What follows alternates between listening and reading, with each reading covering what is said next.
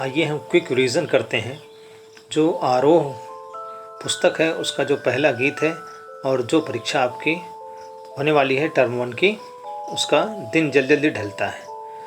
इसमें जो मुख्य बिंदु हैं पहले हमने उसको इस वीडियो में दर्शाया है और उसके बाद जो कुछ 4-5 प्रश्न हैं उसको भी वीडियो के अंत में हमने आपको समझाया है। तो पूरा वीडियो देखेंगे तो आपको एक तरह से जो कविता है वो पूरा मस्तिष्क पटल पर अंकित हो जाएगी। तो जैसे गीत है ये, इसका कविता का नाम है दिन जल्दी जल्दी ढलता है और इसके कवि हैं हरिवंश राय बच्चन। और एक इसमें शब्द आया है यूटोपिया। हो सकता है कि ये शब्द आ जाए कि यूटोपिया का अर्थ क्या है, तो यूटोपिया का अर्थ है असंभव आदर्श। ठीक है। इसके बाद जो कवि हैं हरिवंश राय बच्चन, उनका जन्म आप देख रहे हैं 27 नवंबर लिखा है 1907 को इलाहाबाद में। जो प्रमुख रचनाएं हैं वो उनकी मधुशाला है, निशा निमंत्रण है, मधुबाला है और मधु कलश है। जो प्रमुख रचनाएं सिर्फ हमने उसी को सम्मिलित किया है इसमें। ठीक है। उसके बाद है दो चट्टाने को, इसी पुस्तक पर इनको साहित्य अकादमी पुरस्कार मिला है। जो सीबीएसई का पेपर था, जो प्रतिदर्श प्रश्न पत्र था, उसमें कुछ ऐसे प्रश्न थे जिसमें लेखकों के जीवन से संबंधित भी प्रश्न थे। तो इसलिए हमने रिवीजन में ये भी सम्मिलित किया है कि जो मुख्य बिंदु हैं वो लेखकों के परिचय से भी हों, लेखकों का जो जीवन है या जो कृतित्व है, जो रचनाएं हैं। तो दो चट्टाने जो हैं इन पर इनको साहित्य अकादमी पुरस्कार मिला है। इसके अलावा उन्हें पद्म भूषण एवं सरस्वती सम्मान भी मिला है।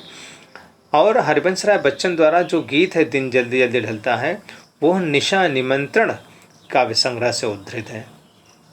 और इनकी पत्नी, जो पहली पत्नी थी श्यामा, उनके मृत्यु के बाद का जो एकाकीपन है, उस एकाकीपन के भाव को निहित किए हुए उन्होंने एक कविता लिखी है।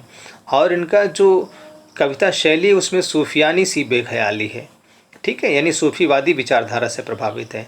इसके अलावा इनका जो दर्शन है वो हालावादी दर्शन कहा जाता है, और जिसका मतलब होता है दुनिया से इश्क हो जाना। ठीक है। इसके बाद आप एक यानी सारांश में, संक्षेप में आप समझ लीजिए जो कविता का भाव है कि जन्म के बाद मृत्यु निश्चित है, हर क्षण जीवन ढलता जा रहा है। इस जीवन यात्रा में यात्री दिन ढलने के पहले अपने गंतव्य तक पहुंचना चाहता है। ठीक है, ये कविता का मूल भाव है, संदेश है, जो कविता के भाव से भी जुड़ा है और कविता के संदेश से भी जुड़ा हुआ है। ठीक है। फिर प्रतीक्षा की कल्पना मात्र से पक्षियों के पंखों में कितनी चंचलता भर जाती है, इस बात को उसमें दर्शाया गया है।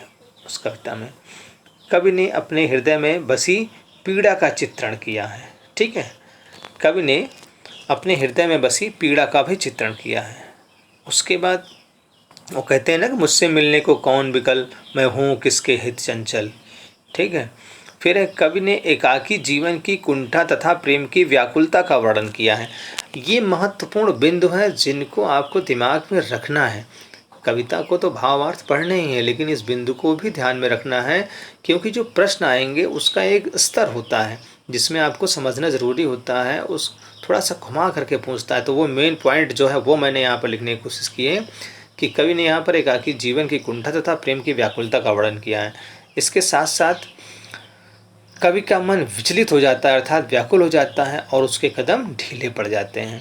और अगर शिल्प सौंदर्य का प्रश्न आता है तो इसमें आप लिख सकते हैं जो कि भाषा इसकी खड़ी बोली हिंदी है और नई कविता से प्रेरित है। ये नई कविता के समय की कविता है और जल्दी जल्दी में पुनरुक्ति अलंकार है, कोमल कांत पदावली है, प्रसाद गुण है और वात्सल्य रस है। इसके ठीक बाद में आप देखेंगे कुछ महत्वपूर्ण प्रश्न और उनके उत्तर। आइए देखते हैं अब कुछ महत्वपूर्ण प्रश्न दिन जल्दी जल्दी ढलता है कविता से, जिसमें एक महत्वपूर्ण प्रश्न मुझे ऐसा लगता है कि देखिए, पहला है दिन जल्दी जल्दी ढलता है पंक्ति में कैसी व्यग्रता है। ऐसे प्रश्न आ सकते हैं। तो इसका उत्तर होगा दिन जल्दी जल्दी ढलता है पंक्ति में लक्ष्य को पाने की व्यग्रता है। यानी प्रश्न है कि दिन जल्दी जल्दी ढलता है पंक्ति में कैसी व्यग्रता है। तो उत्तर है इसका कि दिन जल्दी जल्दी ढलता है पंक्ति में लक्ष्य को पाने की व्यग्रता है। ठीक। फिर इसके बाद इसमें अगर विस्तार से लिखना होता तो हम इसमें लिखते कि मंजिल पाने के लिए उत्सुक कवि चाहता है कि वो दिन रहते रहते मंजिल पा ले। इस व्यग्रता के कारण उसे दिन जल्दी जल्दी ढलता प्रतीत होता है। अगला प्रश्न है काव्यांश में ममता की शक्ति किस प्रकार उजागर हुई है। उत्तर है इसका काव्यांश में स्पष्ट दर्शाया है कि माँ की ममता में अद्भुत शक्ति होती है। चिड़िया जब बच्चों के लिए भोजन लेने दूर निकल जाती है तो वापसी में उसके पंख जल्दी जल्दी चलते हैं। बच्चों के प्रति ममता के कारण उसकी उड़ान की गति और उसके मन की व्यग्रता बढ़ जाती है। अगला प्रश्न है, देखिए, दिन जल्दी जल्दी ढलता है कविता में कवि अपने घर की ओर लौटने में शिथिल और अनुत्साहित क्यों है? इसी तरह से उत्तर एक ही है, लेकिन प्रश्न देखिए दूसरा कैसे घुमाया है प्रश्न को। और ये जो मैंने पहले पढ़ा वो 2015 में आया था, और अब मैं जो पढ़ने जा रहा हूँ 2017 में प्रश्न आया था कि बच्चन के संकलित गीत में दिन ढलते समय पथिकों और पक्षियों की गति में तीव्रता और कवि की गति में शिथिलता के कारण लिखिए। फिर अब मैं जो प्रश्न पढ़ने जा रहा हूँ वह है 2013 कि दिन जल्दी जल्दी ढलता है कविता के आलोक में कवि की गति में शिथिलता और हृदय की विह्वलता के कारणों को स्पष्ट कीजिए। उत्तर तीनों का एक ही है। क्या है कि कवि कहता है कि दिन ढलने पर वह जब घर की ओर कदम बढ़ाता है तो उसे यह देखकर सुखद अनुभूति होती है कि अपने प्रतीक्षारत प्रियजनों से मिलने के लिए व्याकुल जीव थकावट के बावजूद कितनी स्फूर्ति से घर की ओर जा रहे हैं। उसके मन में विचार उठता है कि उसकी प्रतीक्षा तो कोई नहीं करता, उसके लिए तो कोई व्याकुल नहीं होता। इस विचार के मन में आते ही उसकी गति शिथिल हो जाती है और वो धीरे धीरे कदम बढ़ाते हुए अपने घर की ओर अग्रसर होता है। अगला प्रश्न देखिए कि जब मंजिल दूर हो तो वहां तक पहुंचने की हमारी मानसिकता कैसी होती है? ठीक है, तो यदि मंजिल दूर हो, उत्तर है यदि मंजिल दूर हो तो लोगों में शीघ्रता, चंचलता एवं आशंका की मानसिकता व्याप्त होती है। अगला प्रश्न, दिन जल्दी जल्दी ढलता है कविता के आधार पर उन स्थितियों को स्पष्ट कीजिए जिनके कारण पथिक जल्दी जल्दी चलता है। तो इसका उत्तर है कि पंथी दिन भर चलता रहता है।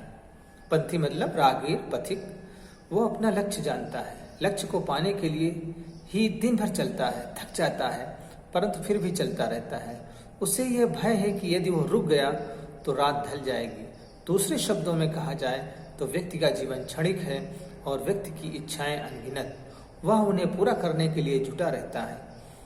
दिन के ढल जाने या अंधेरा होने से पूर्व ही वह अपनी मंजिल पर पहुंच जाना चाहता है।